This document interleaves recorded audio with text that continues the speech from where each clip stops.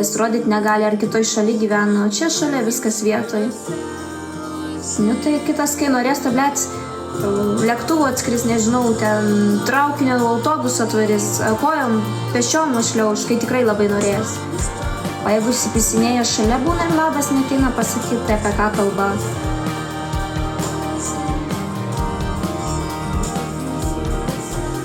A ką daryti su tokiu?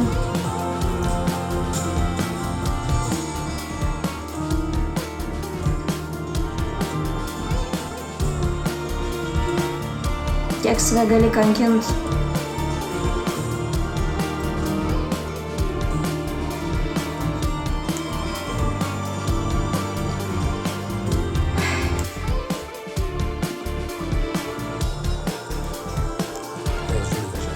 Ūkis mums gamina vis daugiau elektros energijos, bet esame didžiausios elektros gamintojos Baltijos šalyse grupės įmonė. Daugiau pozityvios energijos.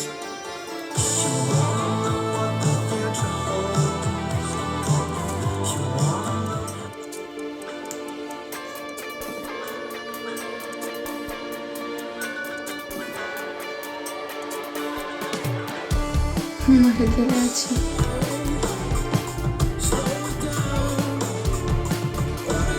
Ne, ką jisai, kokia jam gėda su ta Ofelio, ką su ta Ofelija. Kad aš ten su Ofelia buvus ir laivus darius, tai kokia jam įtaka turi.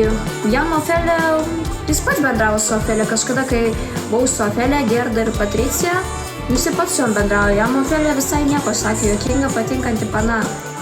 Jis greičiau Ofeliai dar ir pasirodytų. Plius, aš, pavyzdžiui, neturiu OF, o jis kažkada draugavo su pana, kuri turėjo OF, jis sakė. Nu, bet aišku, čia galėjo girtis, meluot. Bet sakė, kad draugavo su pana, tai Ofelija jam tikrai nėra kliūtis. Jeigu jis pats galėjo turėti santykius, bendrauti su mergina, kuri turi OF, tuo užsiema, tai gal aš kaip tik per prasta, kad neturiu jam ir neįtinku dėl to. Jeigu su to, kad draugavo, vaikštų žmogus į stripaką, nu tai jeigu ten gali ir sako, kad ten jo draugės, tai tada nežinau.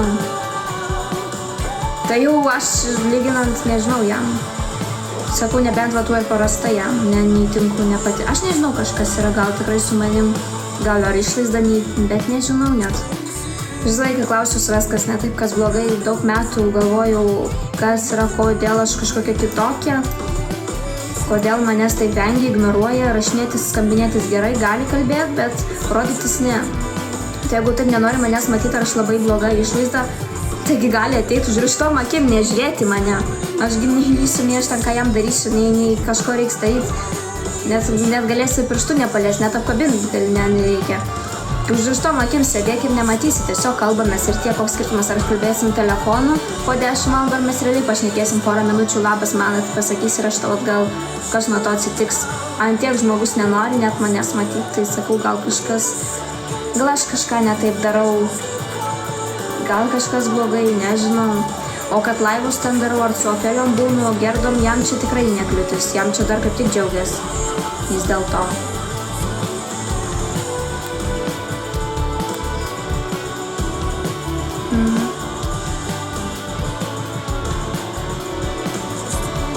Gal draugausiu tą pana, kaip su taim, kad internetu?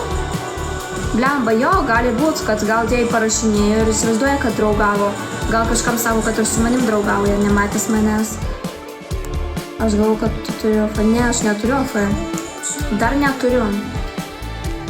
Ne.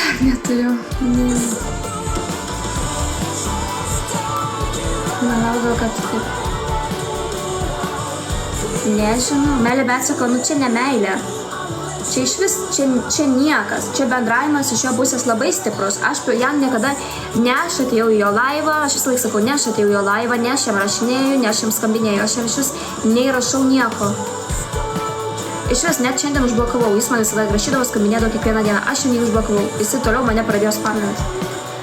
Antiek žino, kad praras neturės kam parašyti, paskambinti, antiek bijo, kad net toliau visur kviečia mane spamina. Nežino, kad aš internete nepraras ir viskas, liks be nieko, kas jam rašys, kitos rašinėsiu su juo, po 10 valandų kalbės. Tos, kuriuom prisigyręs, kurios turėjo sekė, tikrai jos nesirašinės, aš vienintelė buvau tokia. Tai dabar bando susigražinti, čia skambučių žinutės, tai čia belia kaip spamina mane. O taip tai jam pochui nerūpi. Kam jam reikia to bendravimo? Tai tikrai ne tai, nu tada nežinau, žmogui gal, aš nežinau, kas čia yra. Ką turėsiu? Pralaimėjusius pralaimėjo, baigės Kašis. Pralaimėjo Žalgiris. Taip, priprato, bet ir aš pripratau kažkiek. Tai buvo 3 metai, tai kaip tu nepriprasti, čia reikia laiko, kad atprast. Va, pavyzdžiui, dabar kelios dienos bus blokė ir aš pati galvosiu, kaip tuščia, nieks nerašo, nes man vienintelis už laivo, aš iš TikToko su nieko nebendrau už laivo ribų, tik su jo vienu. Praskiriau taip 3 metus normaliai. Galima sakyti, 3 metai ėjo. Ir dabar tai bus keista, kaip kažkas mirė, nieks nerašo, tylu, ramu. Bus biški žiauriai keista. Bet sakau, reikia laiko ir tipo praeis. Jogi nebuvo ir anksčiau, aš jo nežinau ir nenumiriau. Nepralaimėjau, susimovė. Nu, gal. Saugakas, ačiū. Tai jo. Reikia laiko. Alfra turėsi kažką. Nežinau, nemanau, ką man reikia. Ką man toks dalykas, nei esu aš nežinoma, nei ten kažkokia labai populiari, kad man būtų tas naudinga ir kad aš iš to uždirbčiau ir šaibas gaučiau. Ne man tokie dalykai, nežinau. Aš nežinau, man aš negaliu, šiaip aš turiu šeimą, aš turiu tėvus, man sužinotų, man galvą nukirstų. Ne. Nelabai bijau, dėl jų nuomonė labai prieš tokius dalykus, negaliu net rizikuoti. Vien dėl jų, kai jų nebus, gal tada jo, bet vien dėl pagarbos jums negaliu.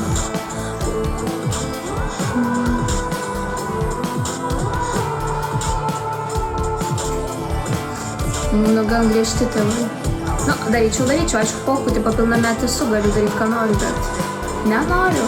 O kam? Nėra taip, kad jau čia, žinai, būtų man ribos, kad jau nežinia, ko imtis.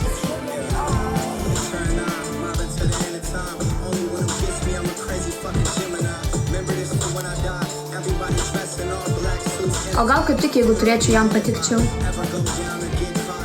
O gal kaip tik, jeigu turėčiau, naudočiaus, gal jam patikčiau. Gal tada jisai tada jau tikrai ieškotų manęs, gaudytų, norėtų pamatyti. Gal atvirkštinis variantas jam. Vat klausimas, kaip būtų, jeigu turėčiau. Ar jis iš vis rašytų?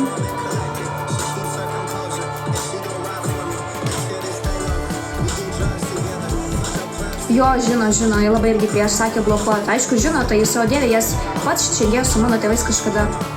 Tai įsigando, mano tėvai, mano, pavyzdžiui, tėvas įsigando, sako, leiskit mylėti jūsų dukrą, va tokias nesąmonės pradėjo šnekėti mano tėčiui. Leiskit mylėti jūsų dukrą, kai man skambino. Įsigando, sako, blokuok tu naku šitą debilą, kiek tu gali su juo. Jo, žino, jie buvo apie jį.